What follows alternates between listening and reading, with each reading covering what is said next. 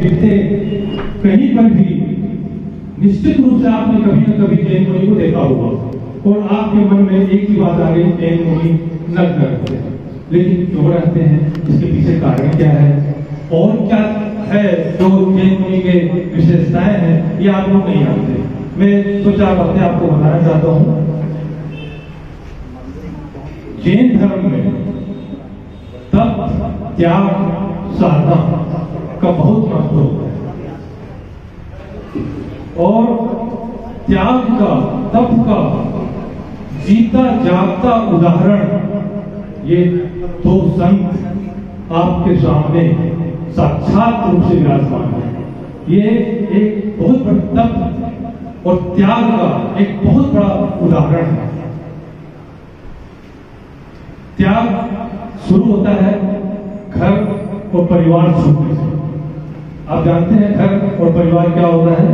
आप सबके भी घर हैं जहां आप रहते हैं, आपका परिवार है, माता पिता भाई बहन, ये आपका परिवार है। इनका भी परिवार है, लेकिन अब वो था हो गया। इनका परिवार भी था, घर भी था, सब कुछ छोड़ चुके हैं, सब कुछ त्याग कर चुके हैं। और उसके बाद इनके गुरु से इनको दीक्षा प्राप्त होती है, मुनि दीक्षा। और उस समय इनके वस्त्र भी ये त्याग देते हैं और उस वस्त्र के साथ साथ सब कुछ त्याग देते हैं। ये मान लीजिए आप, इस संसार में हमको आपको जो जरूरी चीजें हैं, कपड़े चाहिए, बर्तन चाहिए, घर चाहिए, परिवार चाहिए, सब कुछ चाहिए, इन्हें कुछ भी नहीं चाहिए। ये सब चीजों का त्याग कर चुके हैं।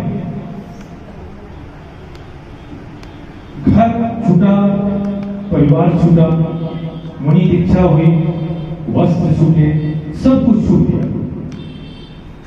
थोड़ी सी इनकी चर्या के बारे में मैं आपसे चर्चा करूंगा।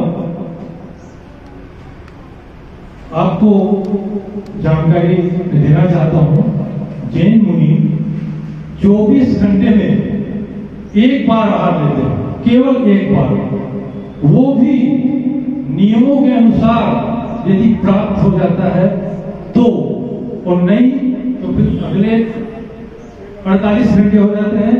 और उसमें भी यदि प्राप्त नहीं हुआ नियमों के अनुसार तो फिर 3 दिन भी हो सकता है, 4 दिन भी हो सकता है। फिर ये तप और साधना की शक्ति है जो कि 3-3 दिन, 4-4 दिन भी आहार नहीं होने के बावजूद, मैं आपको ये बता देना चाहता हूं कि हमारे परम पूज्य मुनि श्री सूरज सागर जी महाराज आपके सामने विराजमान है और 2 दिन से इनके आहार में व्यवधान उत्पन्न हो रहा है। 2 दिन से इनका आहार हो नहीं रहा है, उसके बावजूद आपके सामने विराजमान है। आपको भी प्रवचन भी देंगे। ये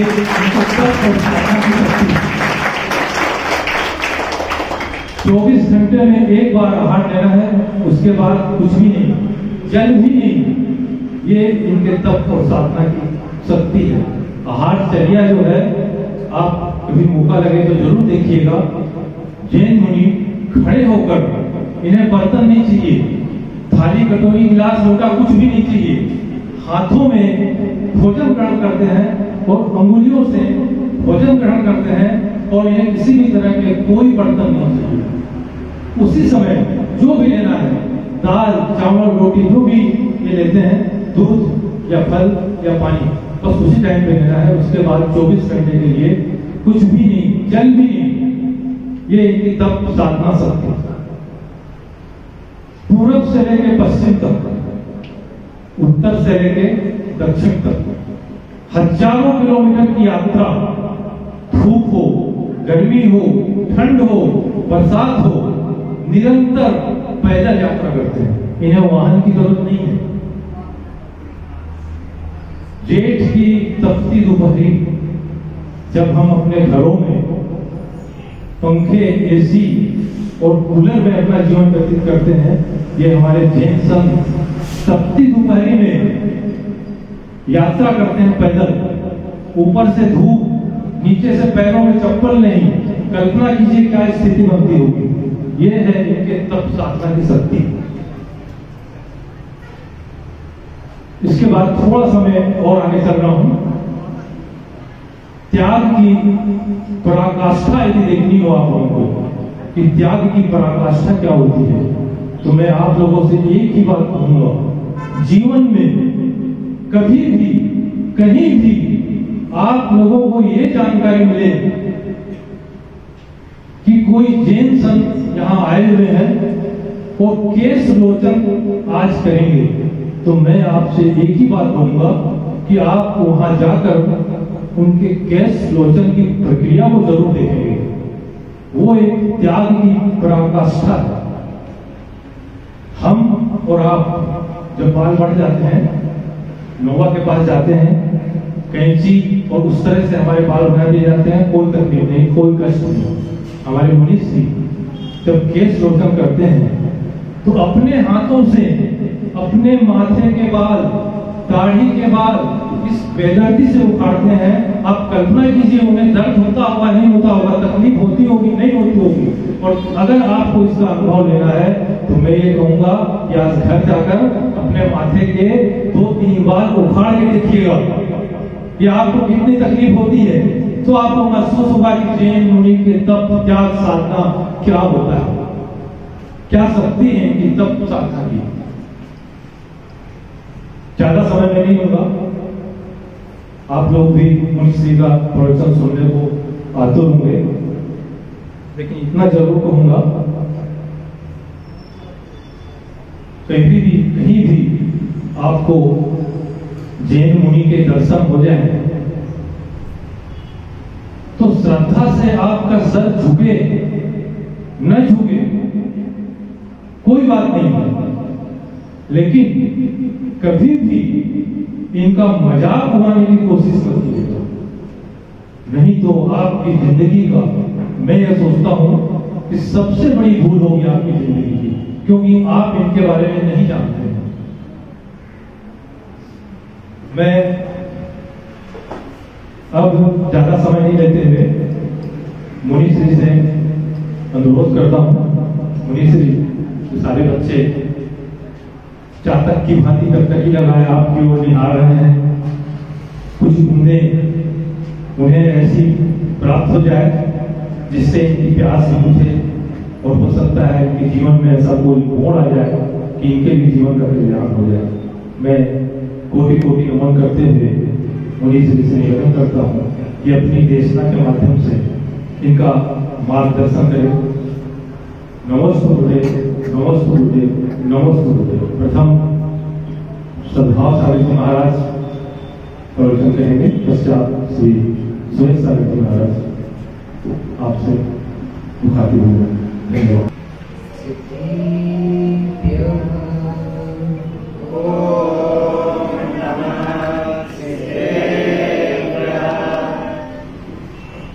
मंगलम भगवान वीरो मंगलम गौतमो मुनि मंगलम कुंद कुंदाख्य जैन धर्मो सुमंगलम सर्वमंगलम सर्वे कल्याणकारिकम् प्रधानं सर्वधर्माणां जैनं जयतु शास्त्रम् जैनं जयतु शास्त्रम् जैनं जयतु शास्त्रम् हरिहन्तारम् नमो सिद्धाय नमो आयनीयाय नमो वज्रायाय नमो सर्वसाहुरम्। अनंतानंद परम सिद्ध भगवान की जय। वर्तमान शासन नायक महावीर भगवान की जय। परम पूज्य अध्यात्म योगी आचार्य परमेश जी विशुद्ध सागर जी महाराज की जय। प्रज्ञा श्रवण श्री सुरेश सागर जी महाराज की जय।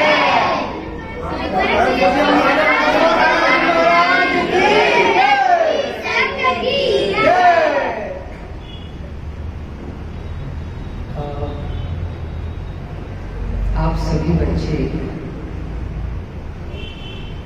कहा जाता है बच्चे जो है वह भगवान का रूप होते हैं।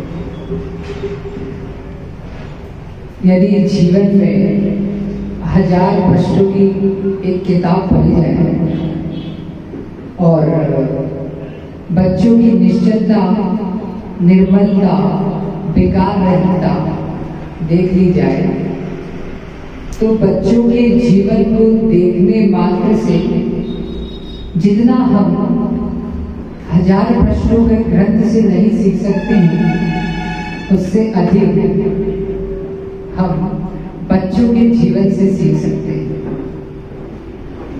तो बच्चों, आप सभी के सामने यहाँ दिगंबर मुनिराज बैठे हैं, जो कि त्याग, तपस्या ही उनके जीवन का आधार है। कहा जाता है कि मन को निर्मल रखना है तो संगति पवित्र होनी चाहिए और सत्संगति की शिक्षा यदि कोई देने में समर्थ है तो वह शिक्षक है। जैसे कोई माँ स्वेटर बुनती है तो वह क्या करती है, धागा। बच्चों, आप लोगों ने स्वेटर पहना है क्या कभी? जश्न में ठंड पड़ती है या नहीं पड़ती है? पड़ती है। हाँ, तो आपकी माँ आपके लिए स्वेटर बनाती है ना, तो वो क्या करती है, धागे और सिलाई दोनों को ताना बाना संस्कारित करके स्वेटर बनाती है। ठीक इसी प्रकार शिक्षक जो है वह इन बच्चों को संस्कारित करके अपने से कई गुना ऊंचा और अच्छा बनने के संस्कार देते हैं। वह शिक्षक की भूमिका है। आपके सामने जो दिगंबर मुनिराज बैठे हैं, यह दिन में एक बार भोजन करते हैं। कितने बच्चों को मालूम है दिगंबर मुनिराज के बारे में? उन्हें तो है, डेली स्टूडेंट्स है ना ये। अच्छा, पिच्ची, इसे पिच्ची कहते हैं, जो कि जीवों की रक्षा के लिए प्रयोग की जाती है।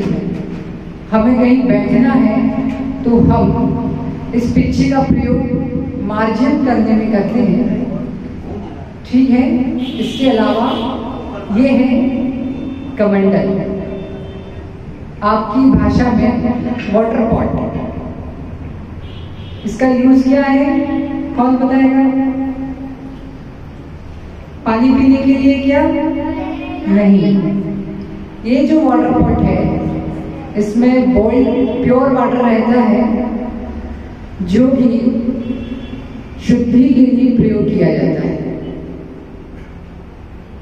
इसके अलावा हम लोग केशलोच करते हैं, अर्थात अपने दाढ़ी और मूंछ के जो बाल हैं वह स्वयं से लोचन करते हैं। हम किसी बार्बर के पास नहीं जाते।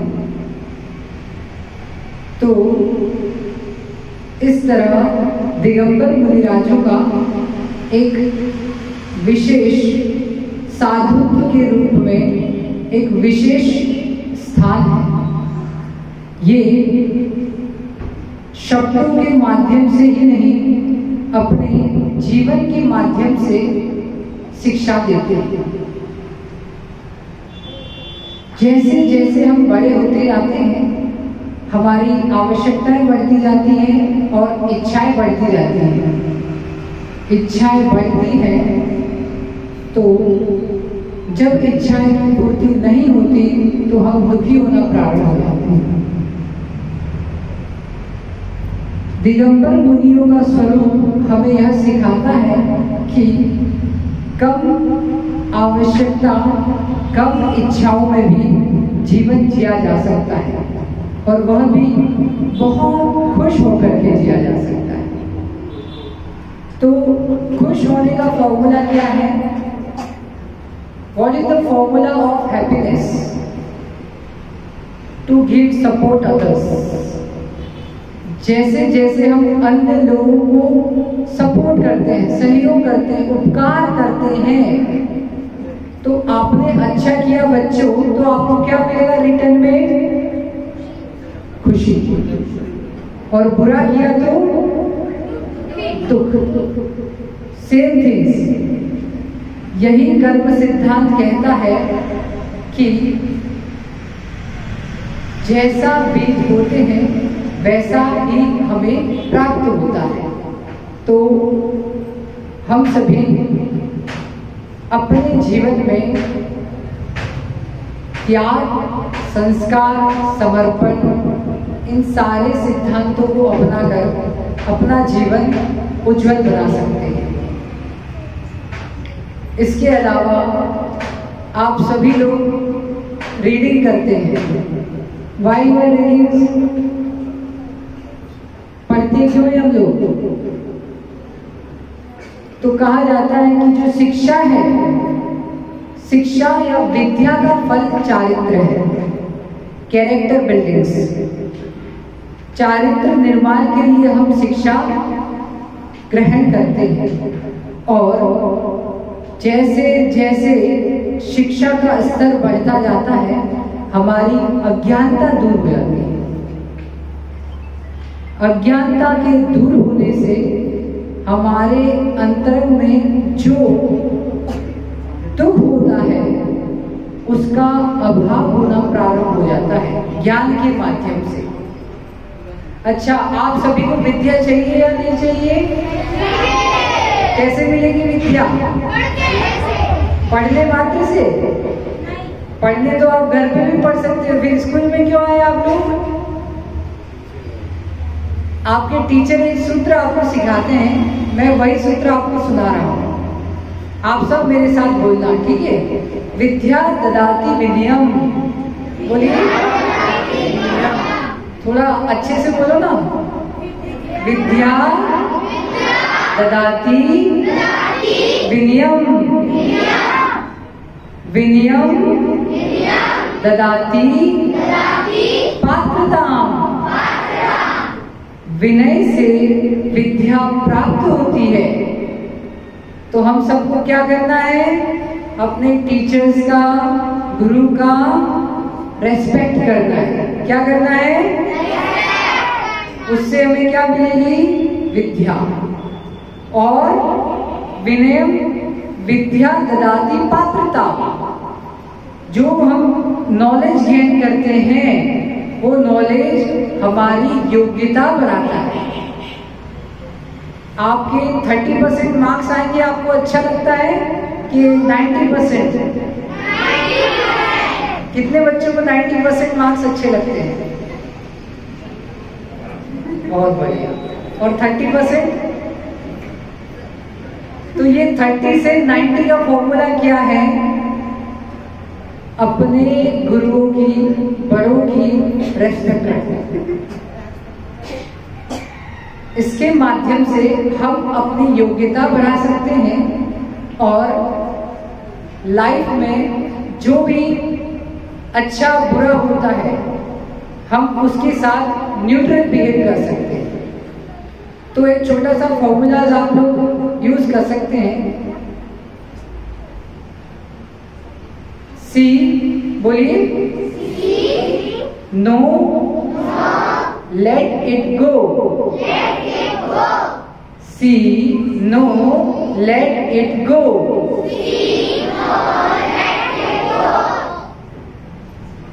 सी मीन्स देखना, देखो।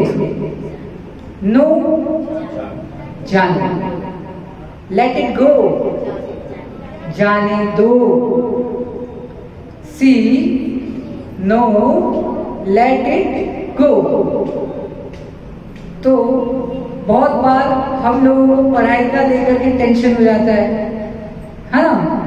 कभी बहुत ज्यादा स्ट्रिक्टनेस से हमें टेंशन हो जाता है, तो उस टाइम क्या करना है, हमें ये फॉर्मूला यूज करना है, सी नो लेट इट गो। बोलना एक साथ, हिंदी में देखो जानो जाने दो। इसका मतलब ये नहीं कि आपके टीचर्स आपको पढ़ाएंगे तो आप उनको कहेंगे कि देखो जानो हमें जाने दो, नहीं। ये फॉर्मूलाज हम यूज करते हैं बुराई से बचने के लिए, और अच्छाई को प्राप्त करना है। तो उसके लिए एक फॉर्मूलाज और है, ARI। बोलिए एक साथ, A मीन्स एक्सेप्ट, बोलिए, R मीन्स रिजेक्ट, और I means ignorance. Accept, reject और इग्नोरेंस। जो अच्छी बातें हैं, जो हमें टीचर्स माता पिता सिखाते हैं, उन सबको हमें क्या करना है, रिजेक्ट। सही है क्या? हाँ, जशपुर के बच्चे ज्ञानी हैं, और खासकर हमारी दिगंबर स्कूल के। तो जो टीचर्स हमें सिखाते हैं, हमें उसे एक्सेप्ट करना है, ग्रहण करना है। और जो बुरी बातें हैं, आपके साथी कोई है, कोई बड़े लोग हैं, कोई बोलेंगे आपको कि शराब पी लो, तो उसे क्या करना है, हमें रिजेक्ट। किसी को मारना है, चिढ़ाना है, तो उसे क्या करना है, रिजेक्ट। और स्कूल का होमवर्क, किसी की हेल्प करना है तो एक्सेप्ट। बहुत बढ़िया। महाराज जी पनिशमेंट दे रहे क्या, ऐसा सोच रहे हैं? नहीं, आज हमारे, देखना, आज हमारे गुरु थोड़े भी अगर स्ट्रिक्ट हैं, हमारे गुरु थे गणित के, वे स्ट्रिक्ट थे, उन्होंने हमें स्ट्रिक्टनेस के साथ ट्यूशन में गणित पढ़ाया। तो वो गणित उन्होंने इतना अच्छे से पढ़ाया, जो जितना स्ट्रिक्टनेस के साथ पढ़ाता है, वो चीजें हमें लंबे समय तक याद रहती है। तो हमें हमेशा डिसिप्लिन फॉलो करना है, और जो बड़े लोग, गुरु, माता पिता समझाएं, उसे तो एक्सेप्ट, और जो बुरी आदतें हैं उसे रिजेक्ट। और कुछ चीजें ऐसी हैं जो सुन करके अनसुना कर देना चाहिए, तो उसको कहते हैं इग्नोरेंस। क्या कहते हैं? बहुत सी नेगेटिविटीज आ रही है, या कोई विषय आप सोच रहे हैं कि हमें तो 99 ही लाने हैं, लेकिन 89 आ रहे हैं, तो हमें उसे टेंशन नहीं लेना है। उस टेंशन को क्या करना है? इग्नोर। क्या करना है? इग्नोर। तो एक्सेप्ट, रिजेक्ट और इग्नोर। तो इस तरह इन छोटे छोटे सूत्रों के माध्यम से हम अपने जीवन को उन्नत करें, और अपने घर, परिवार, समाज और देश का नाम रोशन करें। इसी भावना के साथ भगवान महावीर स्वामी की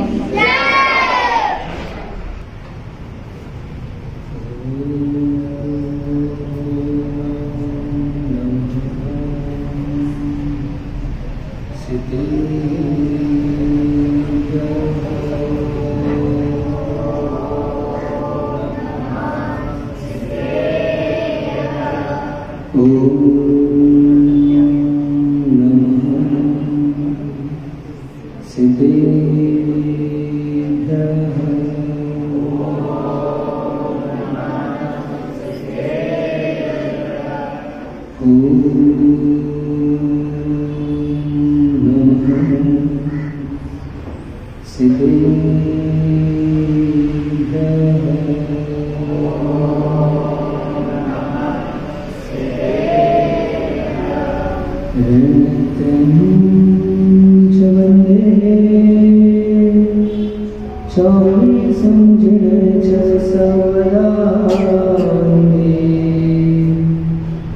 पंचगुरुणा वंदे चारण चरण सदा वंदे चारण चरण सदा वंदे विचितमदन कीर्तम निर्मलं निर्विकारं रहित सकल संगम संयमा सत्य चित्तम सुनय गुण भाव ज्ञात तत्व प्रपंचम जन्म मरण भीतम सद्गुरु नाम नित्यम जन्म मरण भीतम मम गुरु नाम नित्यम जन्म मरण भीतम मम गुरु नाम नित्यम। जय बोले अंतर्गत परम सिद्ध भगवान की, वर्तमान शासन नायक महावीर भगवान की, परम पूज्य आचार्य भगवान विशुद्ध सागर जी महाराज की, अहिंसामयी विश्व जैन धर्म की, जिनवाणी माता की।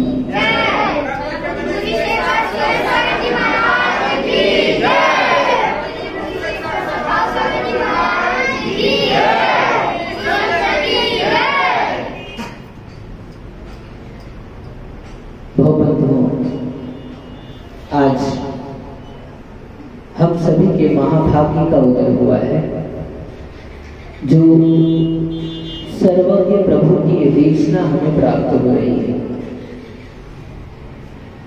पीछे बैठे हैं बच्चे, हमारी आवाज पहुंच रही है आप तक? पहुंच रही है?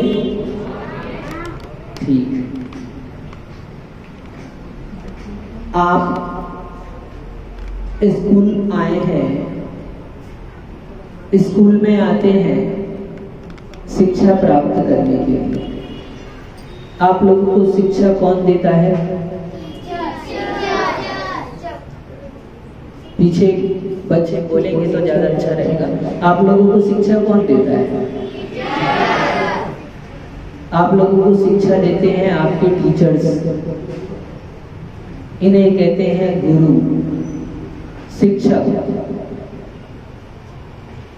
ये आपको शिक्षा देते हैं, वो शिक्षा आपके सांसारिक जीवन में काम आती है।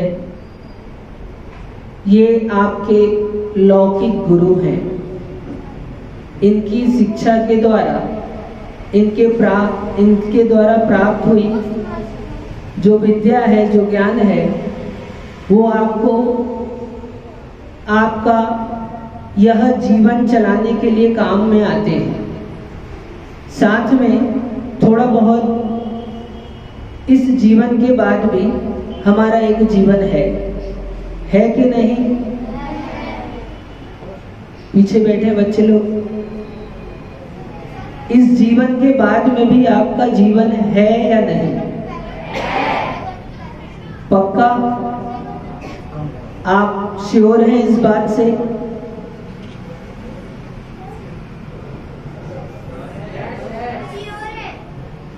ठीक। आपका अगला जीवन है, ऐसा आपको विश्वास है?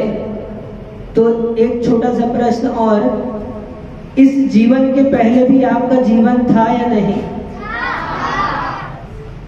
पीछे बैठे बच्चे लोग बोले, इस जीवन के पहले अभी आप जितने भी साल के हैं, 14 साल के, 15 साल के, 10-12 साल के, तो इस 10-12 वर्ष की उम्र के पहले भी आप कहीं पे थे या नहीं? आप सभी का जन्म जसपुर में हुआ है? ठीक है, कुछ लोगों का नहीं हुआ, मतलब आप जसपुर में रहने वाले हैं। बहुत अच्छे से समझना इस बात को। जैसे आप स्कूल कितने बजे आए? 11:30 बजे स्कूल आए। अब घर कितने बजे जाओगे? 4 बजे जाओगे। 11:30 बजे से 4 बजे तक कहां पर रहोगे आप? स्कूल में रहोगे। 11:30 के पहले आप कहां पर थे? घर पर थे। बात समझ में आ रही है हमारी? 11:30 बजे के पहले आप घर पर थे, 11:30 बजे आप स्कूल में आए हैं। 4 बजे स्कूल से छूट जाएंगे, वापस आप कहां चले जाएंगे?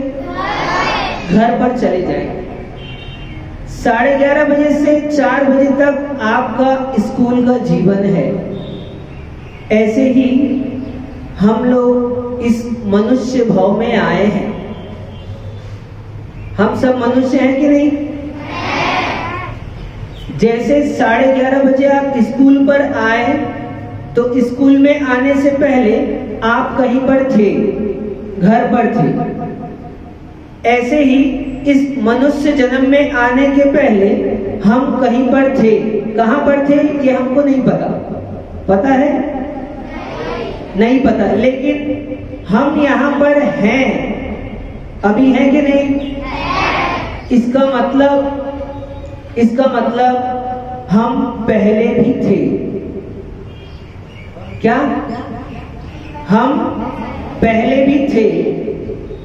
और हम पहले थे, अभी हैं, इसका मतलब आगे भी रहेंगे। Energy can never be lost, it can change it's form. ऊर्जा का विनाश नहीं होता, केवल उसका रूपांतरण होता है, रूप परिवर्तित होता है। आपने अपने शिक्षकों के द्वारा इस ज्ञान को प्राप्त किया होगा। ऐसे ही हम जीव द्रव्य हैं, हम आत्मा हैं। जो कुछ भी वस्तु संसार में दृष्टिगोचर होती है वो सदाकाल बनी रहती है, बस अंतर इतना होता है उसका रूप परिवर्तित हो जाता है। जैसे कि ये पेन दिख रहा है आपको, कौन से रंग का है? ठीक है, दिख रहा है। यदि हम कहें आपको ये पेन को आप नष्ट कर दें, तो क्या कर सकते हैं आप? तोड़ सकते हैं। और पीछे बॉयज,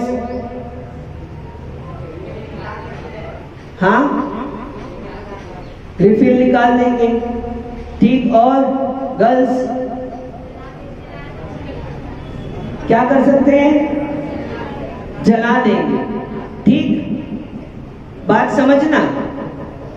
ये पेन है, पेन का अस्तित्व है, वास्तव में ये वस्तु है।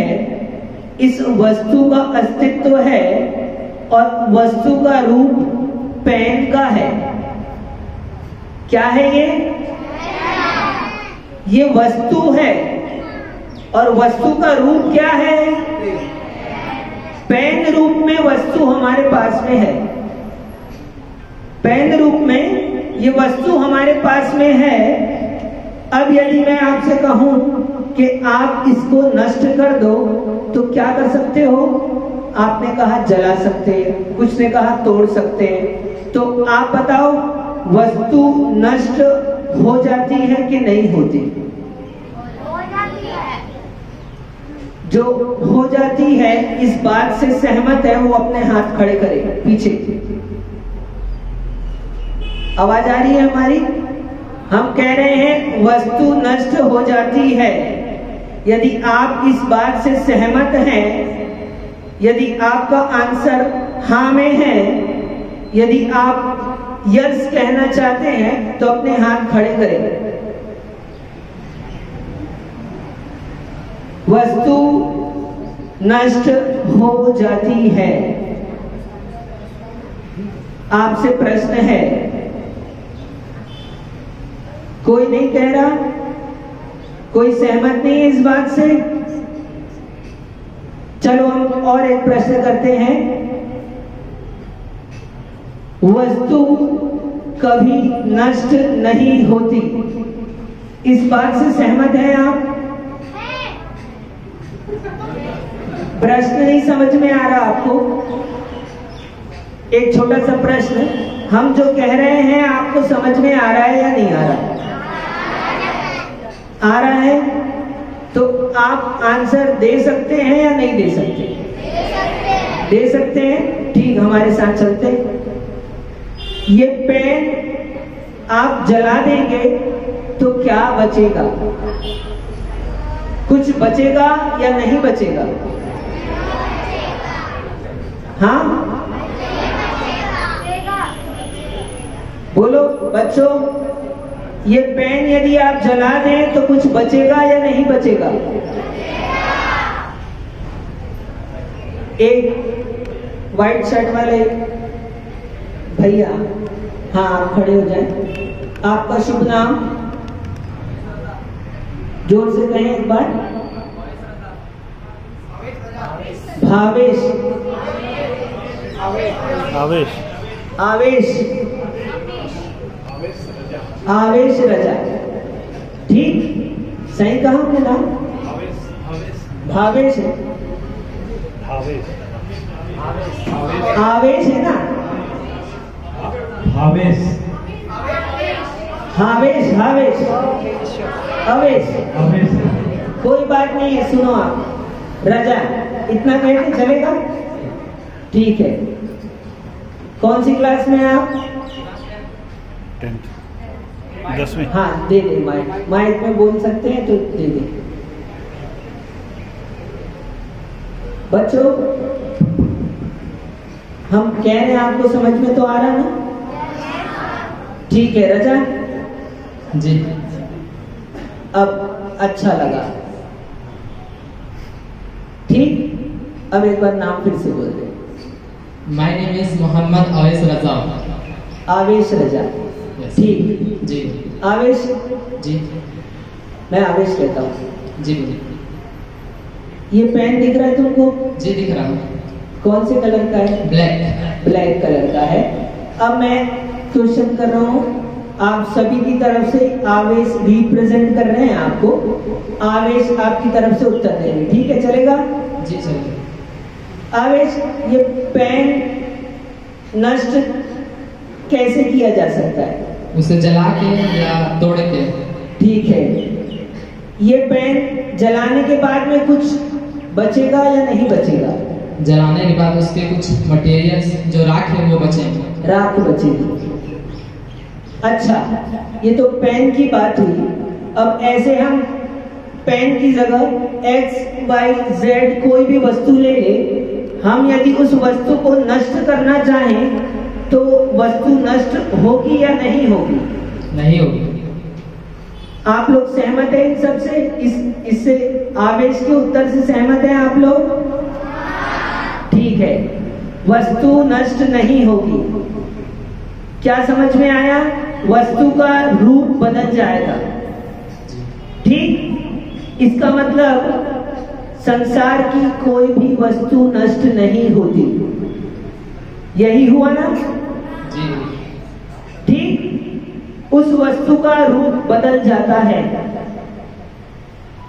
ठीक, पेन का रूप राख रूप में हो जाएगी, बदल जाएगा ना रूप? जी बदल जाएगा। वस्तु नष्ट नहीं होती, वस्तु का रूप बदल जाता है।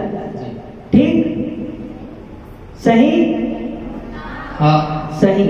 अब समझना, मूल बात हमको पेन की नहीं समझानी है, मूल बात हमको वस्तु की करनी है। आप सभी वस्तु हैं या नहीं? है। आप सब बोल सकते हैं। है। है? राजा आवेश जी है ना? जी। ठीक है, बहुत बढ़िया। आप सभी वस्तु हैं, इसका मतलब आपका रूप बदल जाएगा। आज रजा, आज हो सकता है तुम इस रूप में हो, कल तुम भी हमारे जैसे रूप को प्राप्त हो सकते हो। कल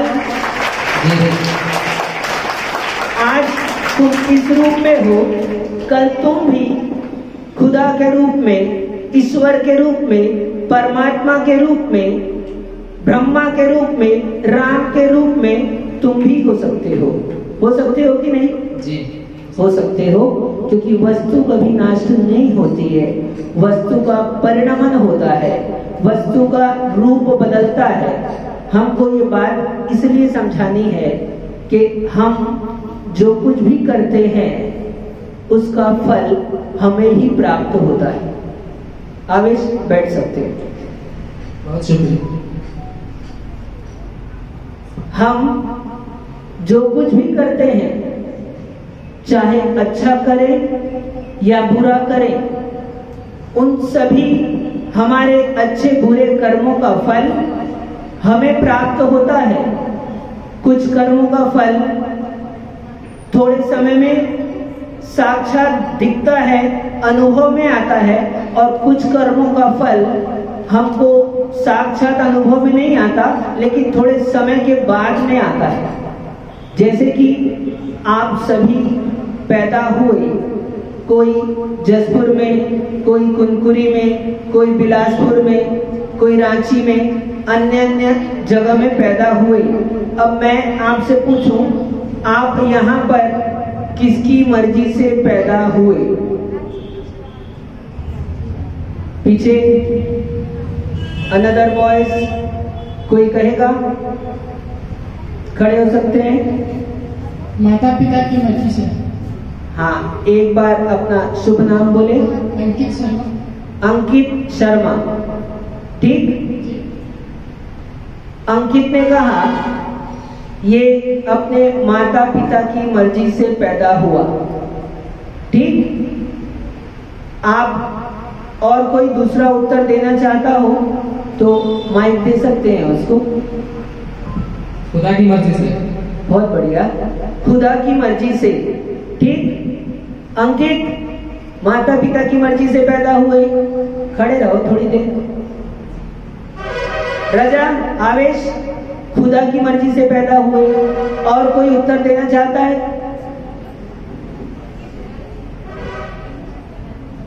भगवान की मर्जी से।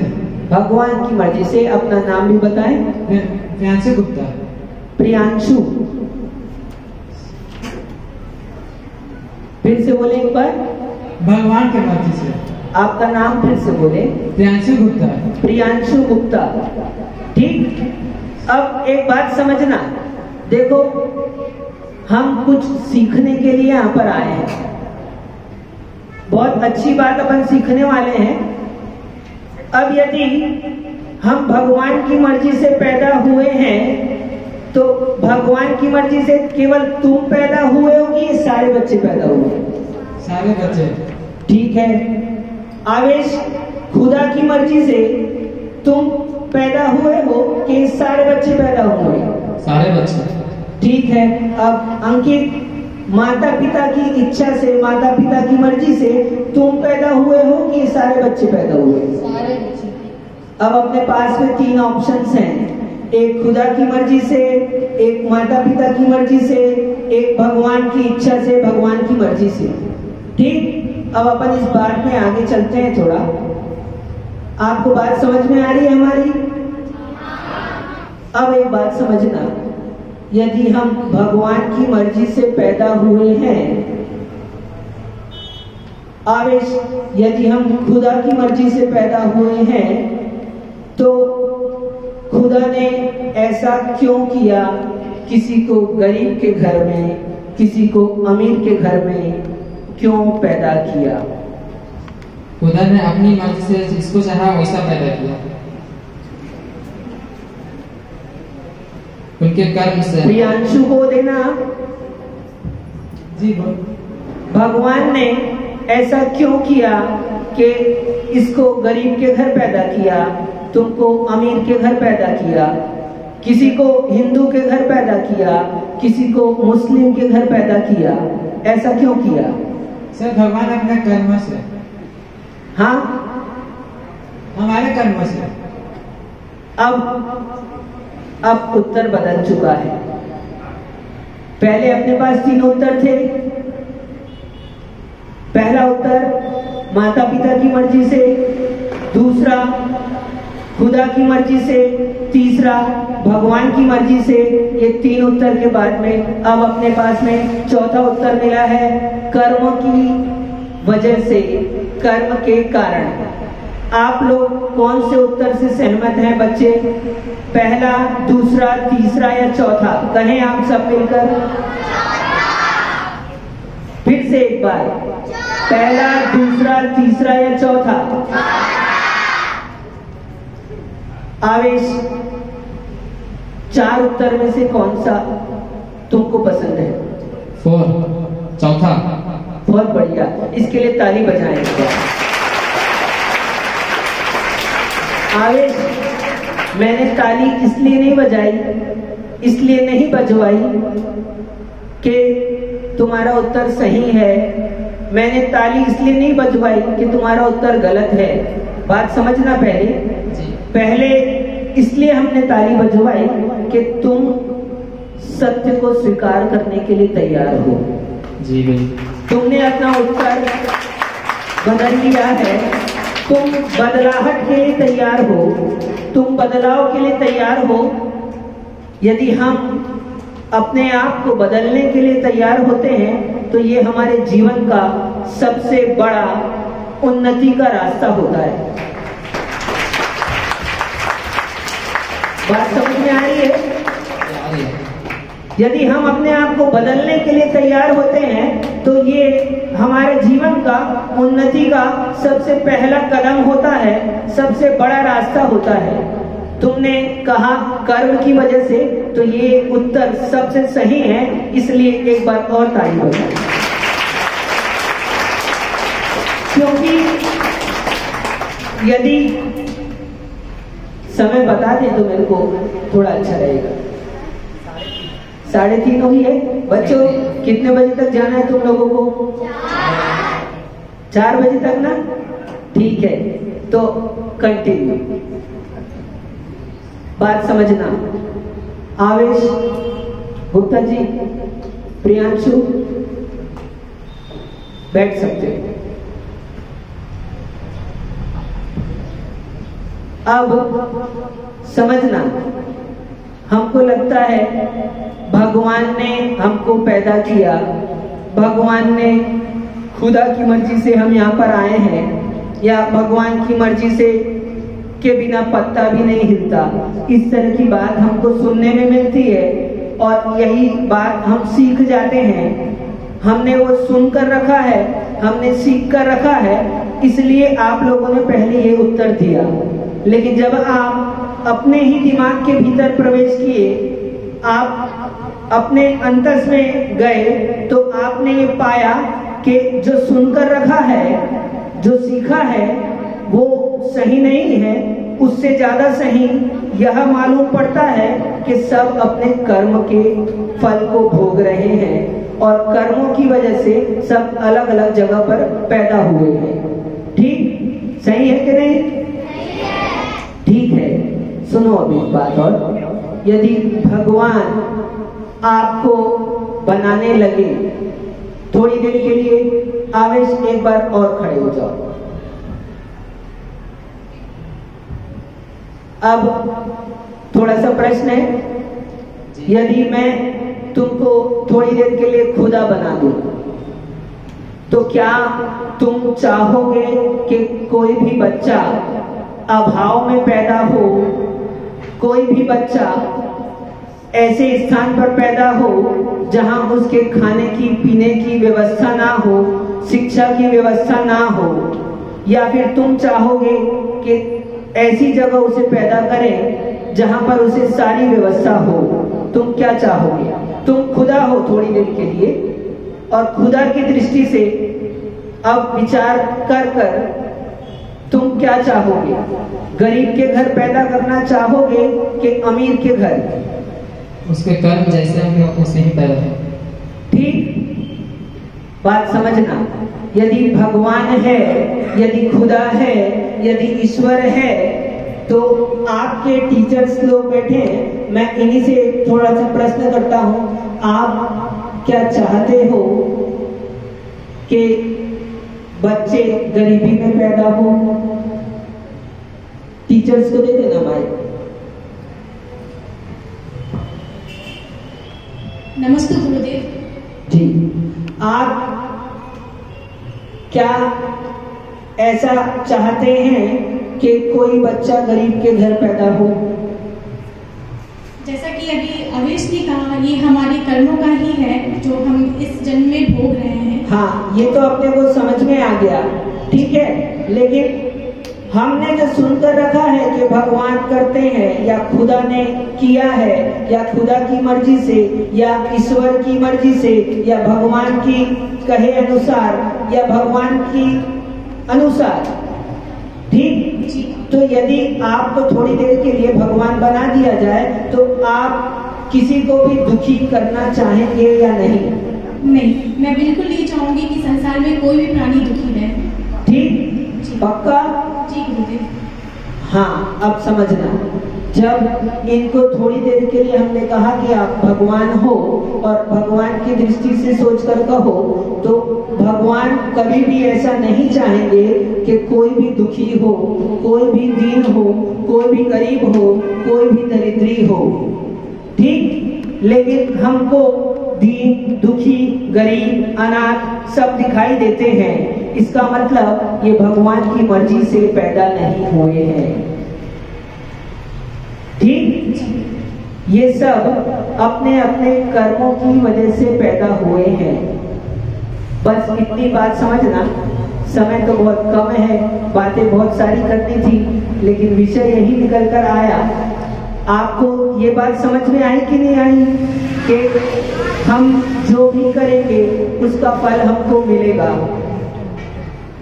मिलेगा कि नहीं मिलेगा?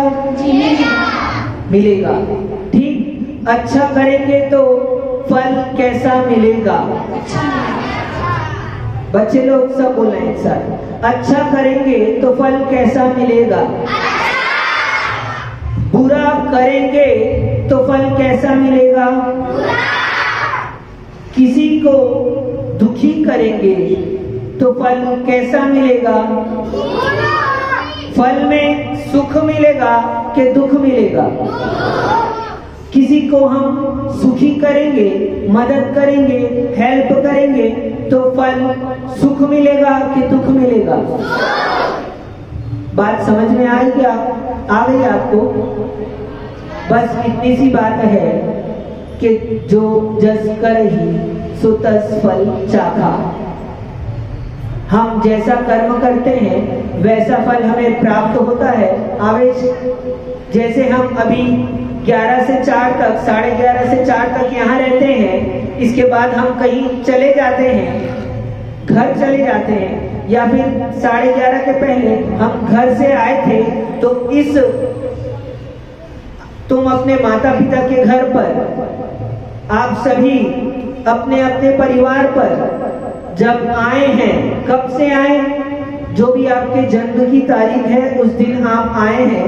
गर्भ में पहले आ गए थे 9 महीना पहले। जब गर्भ में आए हैं तब से समझ लीजिए, उससे पहले आप कहीं पर थे और आपने जैसे कर्म किए थे उस कर्म के फल के अनुरूप ही आप उस जगह पर पैदा हुए हैं, उस स्थान पर उत्पन्न हुए हैं। सही कि गलत? बात समझ में आ गई कि नहीं आ गई? ठीक है, बैठ सकते हैं, आगे चलते हैं हम। बहुत अच्छी बात हमने आज सीखी कि हमारे अच्छे कर्म का फल अच्छा मिलता है, सुख रूप मिलता है, और बुरे कर्म का फल बुरा मिलता है, दुख रूप मिलता है। एक बात और समझना, आप यहाँ शिक्षा लेने के लिए आए हैं कि नहीं आए? स्कूल आए हैं तो क्यों आए? शिक्षा लेने के लिए। आप शिक्षा के लिए सबसे जरूरी चीज है, आप बता सकते हैं क्या सबसे जरूरी है? कोई बच्चा पीछे से, आवेश, प्रियांशु, गुप्ता जी, कोई भी, अनदर वन। शिक्षा के लिए सबसे जरूरी क्या है? विनयशीलता। विनयशीलता, बहुत बढ़िया। और कोई भी इधर, जिस किसी को भी बोलना हो बोल सकता है। जिज्ञासा। जिज्ञासा, बहुत अच्छी बात कही आपने। शिक्षा के लिए सबसे जरूरी क्या है, ये प्रश्न था। उसने कहा विनय जरूरी है, बहुत अच्छी बात है। हाँ, एकाग्रता। एकाग्रता, बहुत अच्छा। आप लोगों के जवाब सही हैं, लेकिन अपन आगे चलते हैं, बैठ जाएं। शिक्षा के लिए एकाग्रता भी जरूरी है, जिज्ञासा भी जरूरी है, विनय भी जरूरी है, और लेकिन शिक्षा के विकास के लिए सबसे ज्यादा जरूरी है अनुशासन। क्या आप सबकी बातें सही थी, आपके उत्तर सही थे, लेकिन इन सब उत्तरों के साथ में शिक्षा के लिए सबसे ज्यादा जरूरी चीज क्या है? अनुशासन। हम स्कूल में आते हैं, आप ये पेड़ लगा हुआ देख रहे हैं, कुछ बीजों के द्वारा उत्पन्न होते हैं, कुछ समूर्छन होती है वनस्पतियां।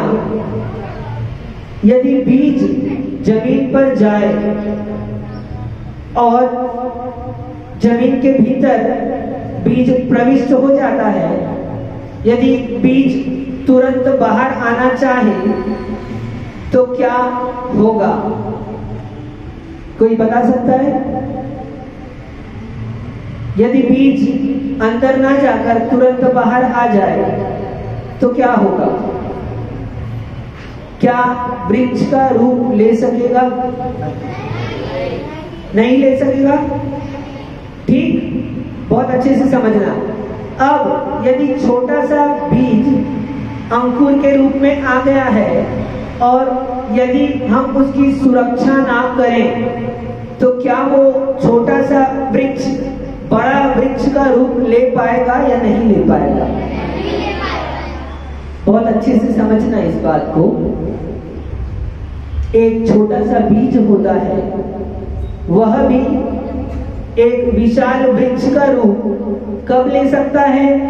जब थोड़ा समय भीतर रहता है और उसके बाद में उसकी सुरक्षा होती है, तब वो वृक्ष वो बीज आगे बढ़कर एक महाविशाल वट वृक्ष का रूप ले सकता है। सही कि गलत? सही। बस ऐसा ही समझना। हम अभी स्कूल में आए हैं तो अभी हम स्कूल में रहकर अभी ज्यादा बाहर प्रदर्शित ना होकर जो शिक्षा प्राप्त करते हैं, ये जमीन के भीतर थोड़े समय रहकर, ये बालक लोग हैं, छोटे क्लास के बच्चे हैं, ये जमीन के भीतर रहकर शिक्षा प्राप्त कर रहे हैं। ये उनका अनुशासन है। यदि वो चाहे कि हम तुरंत ही क्या करें, सबके सामने आ जाए, जो थोड़ा बहुत सीखा है वो व्यक्त करने लग जाए और बखान करने लग जाए, तो क्या होगा?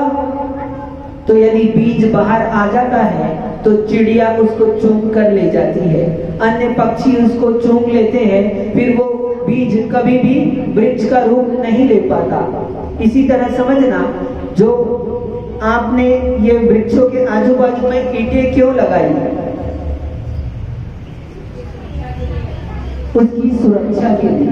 यदि वृक्ष कहे कि हमको ईंटों के घेरे में नहीं रहना है, आप ये ईंटें हटा दो, तो क्या होगा? बात समझ में आ रही है? यदि वृक्ष कहते नहीं है, यदि मान के चलो आवेश, यदि वृक्ष कहें, सुनना, यदि वृक्ष कहें कि हमको ईंटों के बीच में नहीं रहना, आप ये ईंटें हटा दो, ईंटें हमारा बंधन है, तो क्या वृक्ष का विकास होगा?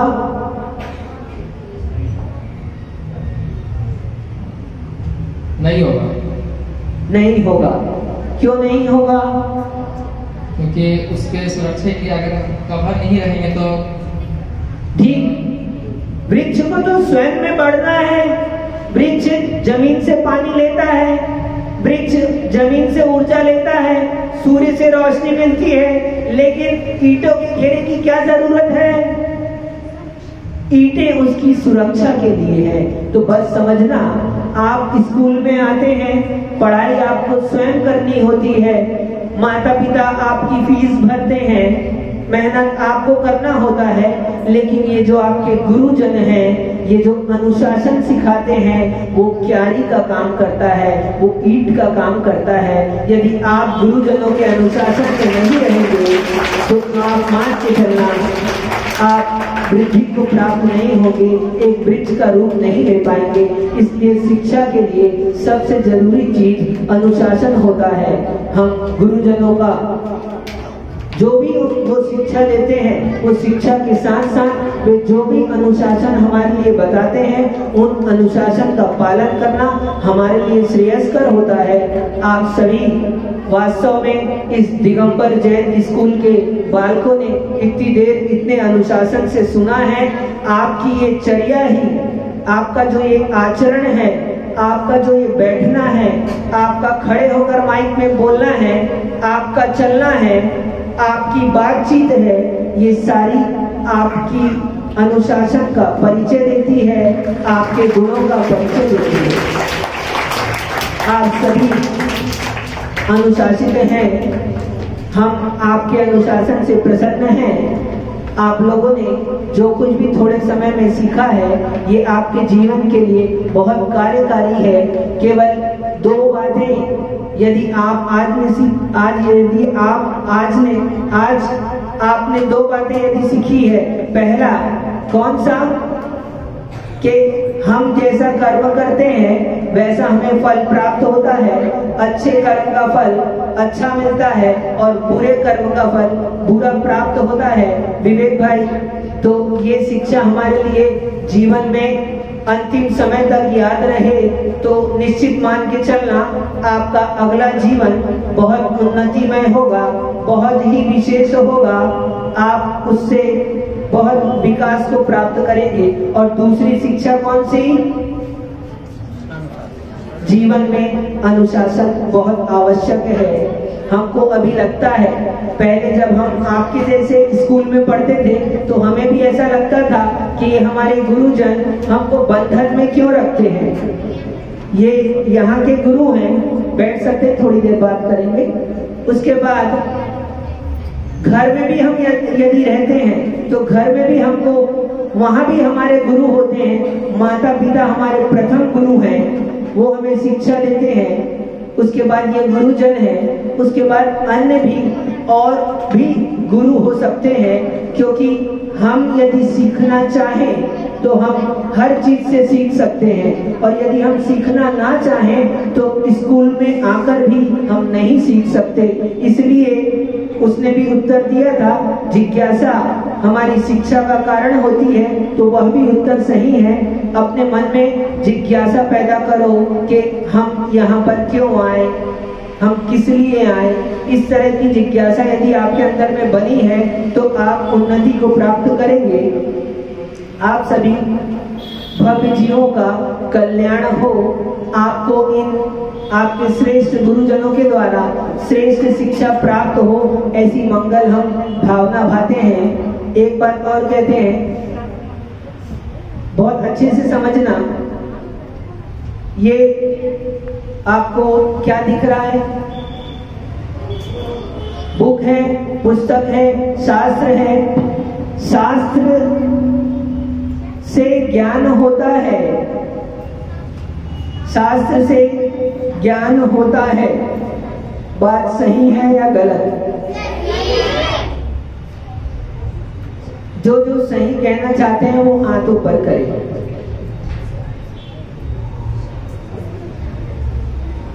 अच्छा, चलो अब नीचे करो। एक और प्रश्न, अभी उत्तर सही या गलत अभी निर्णय नहीं हुआ। अब एक बात समझना, ज्ञान से आप जानते हैं कि शास्त्र से जानते हैं? बच्चे लोग पीछे कहें, ज्ञान से जानते हैं ना? रजा, आवेश, ज्ञान से जानते हैं कि शास्त्र से जानते हैं? एक बार और सोचो।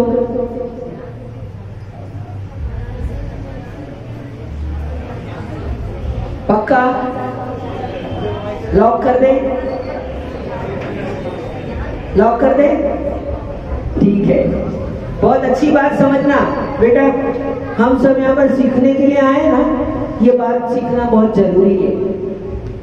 क्या?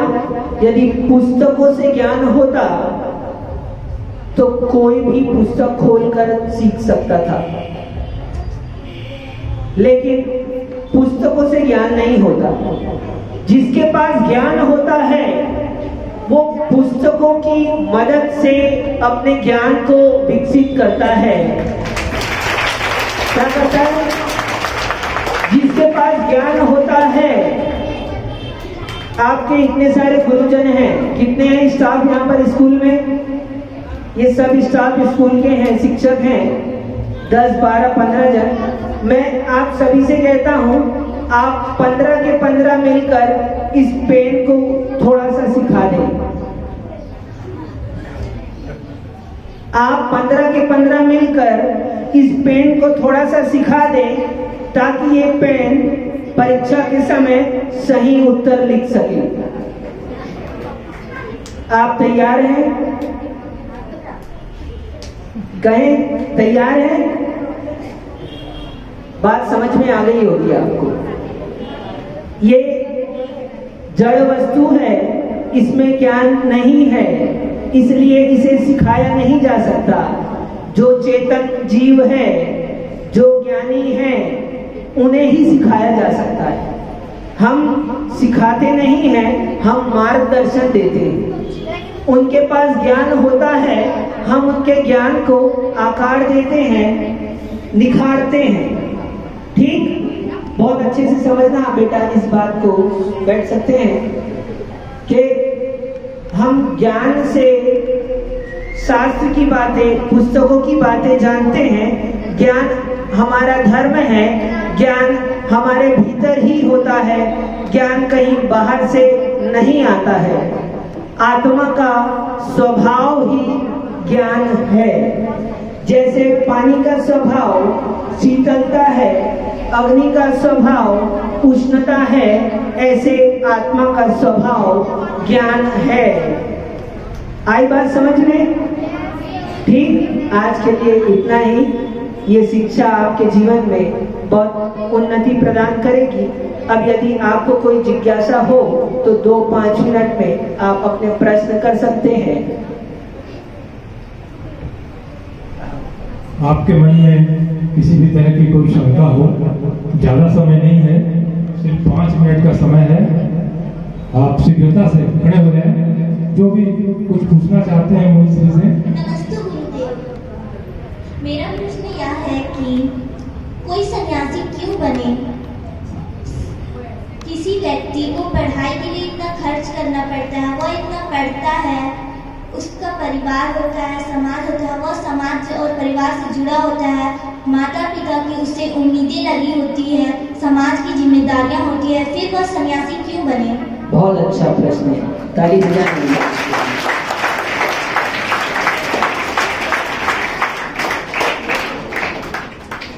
आप सभी के मन में ये प्रश्न आता होगा, बैठ सकते हैं। सन्यासी क्यों बना जाता है?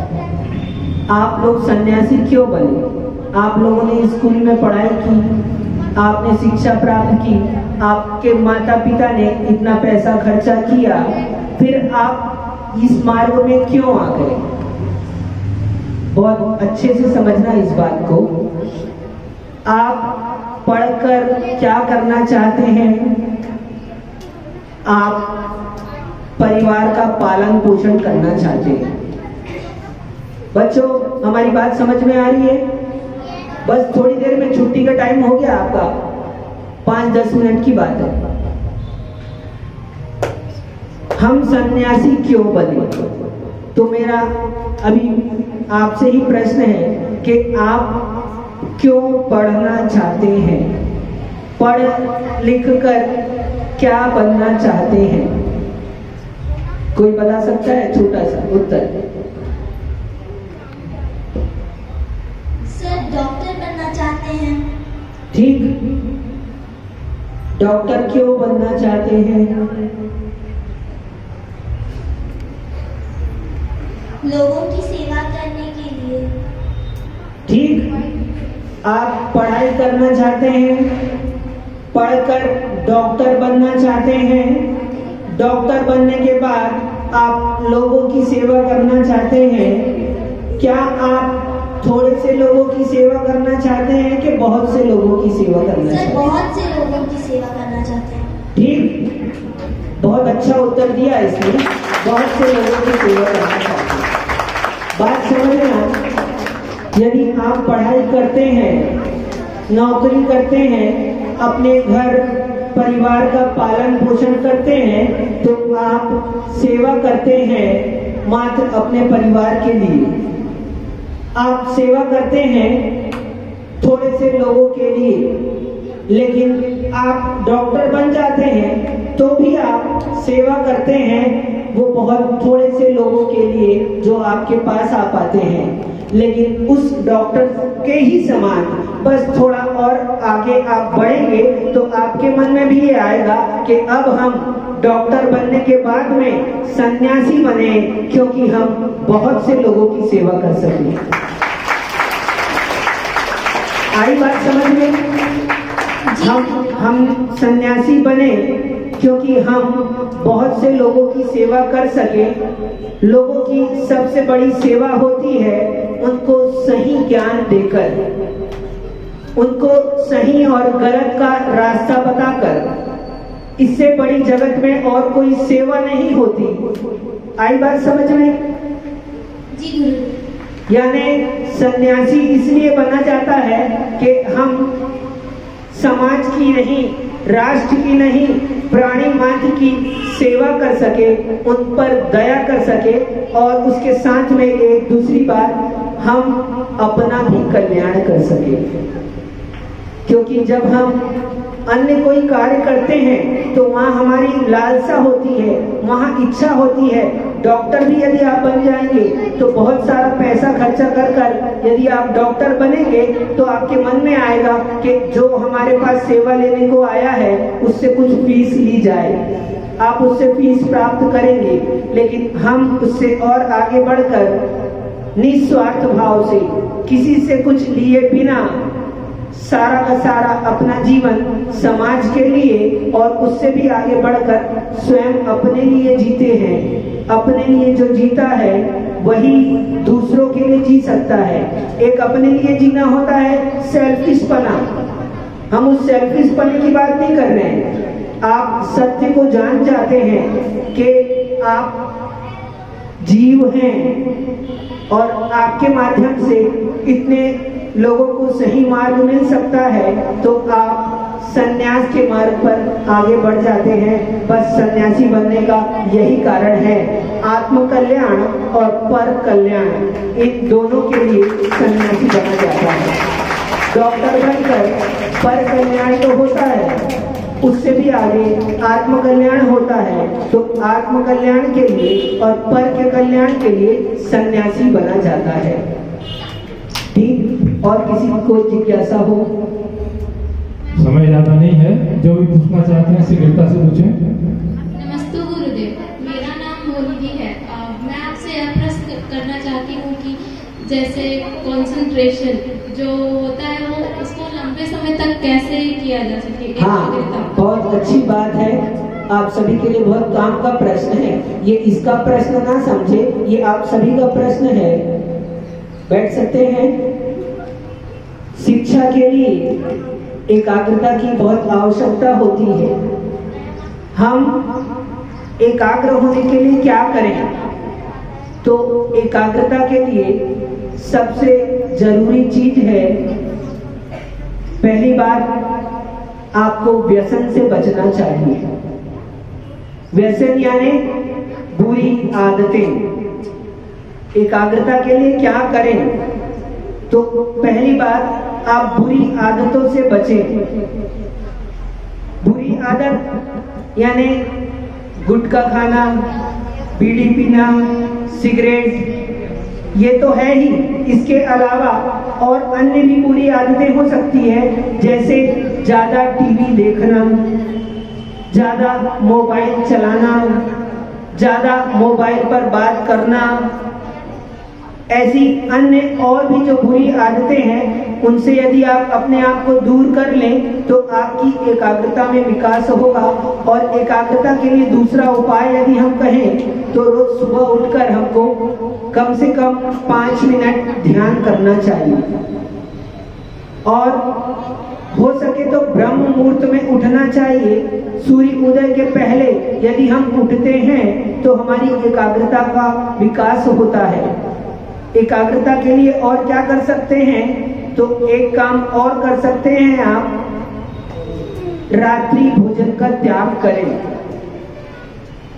ये इसलिए कह रहे हैं क्योंकि रात्रि में भोजन करने से रात्रि के समय में हमारी जठराग्नि मंद हो जाती है और हम जो भोजन करते हैं वो सही रूप से उनका पाचन क्रिया नहीं हो पाती, तो वो हमारे अंतरंग में शारीरिक रूप से विकार के जनक होते हैं। उन विकारों के कारण से हमारी मानसिक एकाग्रता भंग होती है। यदि आपके शरीर में थोड़ा सा भी कष्ट होगा तो आप देखेंगे कि आप एकाग्र नहीं रह सकते। इसलिए हमको अपने खान पान पर भी ध्यान देना चाहिए और सुबह प्रभु का स्मरण करना चाहिए, भगवान की भक्ति करना चाहिए और सबसे श्रेष्ठ ध्यान करना चाहिए। हो सके तो उगते हुए सूर्य को 2 या 3 या 4 मिनट आप देखेंगे, उगते हुए लालिमा युक्त उस सूर्य को, तो आपकी एकाग्रता का विकास होगा। ठीक?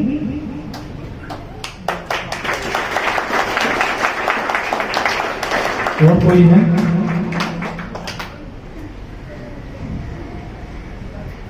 नमस्ते गुरुदेव।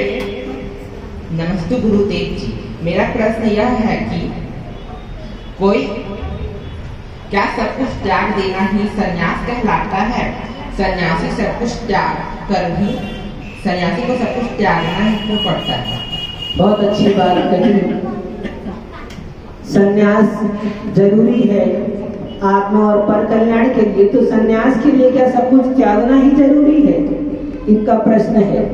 बहुत अच्छे से समझना, जब हम कुछ अपने पास में रखते हैं तो उस वस्तु को रखने पर, जैसे कि तुम यूनिफॉर्म पहने हो, ठीक? यूनिफॉर्म पहने हो तो आप सभी की यूनिफॉर्म एक सी है ना? सर, कुछ की एक सी है, कुछ की नहीं है। नहीं है तो उसको देखकर तुमको क्या लगता है? किसी का ड्रेस अच्छा है, किसी का हमसे बेकार है, लगता है कि नहीं लगता? लगता है। तो समझना, बात गहरी बात है थोड़ी सी, लेकिन शॉर्टकट में समझ ले।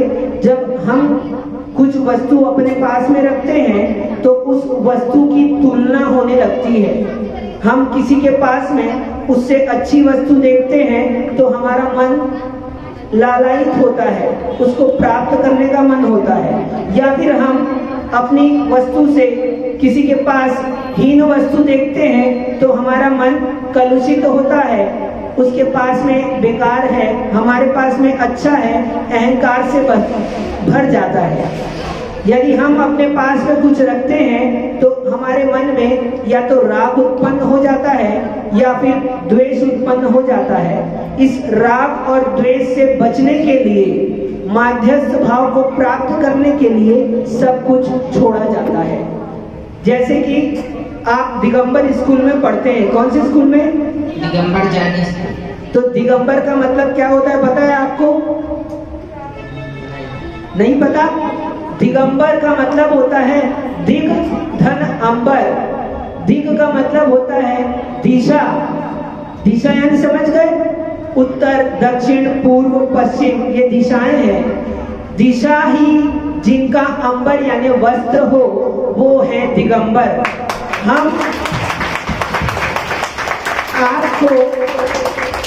हम आपको निर्वस्त्र मालूम होते हैं, लेकिन आपने अच्छे से नहीं देखा।